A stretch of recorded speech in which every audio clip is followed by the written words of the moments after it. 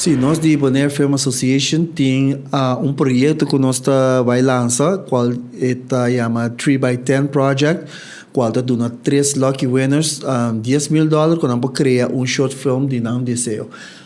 Lo que aqui está encerrado supermente, não tenho de subir no nosso website, vai na events, e form, e na informação, então e logline, sinopsis, que está sinopsis, está korte beschrijving de que a história lo vai estar.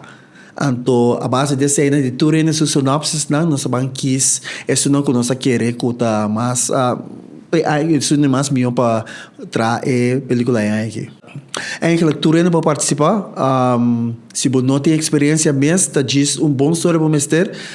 Se você gekozen, se você não conhece ninguém para filmar, se você não tem experiência com filmação, nós podemos apontar a gente para ajudar com filmar. Nós, se você não está bom em escrever história também, nós podemos ajudar porque está aqui. É simplesmente se botar uma pessoa que tem uma criatividade, que sempre tem uma história que está viva dentro do book, que quer que tu reina que mira. Então, diz sign up, então you never know por botar a chance para trazer. Esse aqui é muito específico para short film, é mais largo, é nota mais largo, 10 minutos largo, então esse botar $10,000 para criar short film de 10 minutos.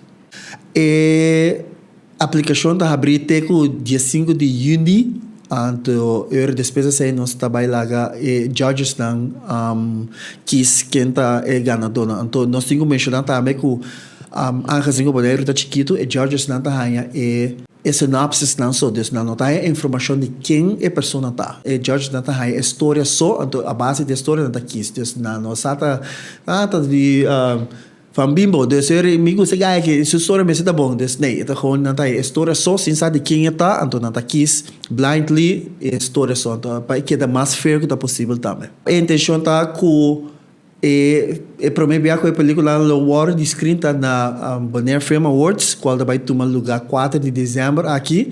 Então o ganador nós tá ganha chance de vai diferentes film awards, film festivals não que nós temos planeado também. Dia mais está muito fácil.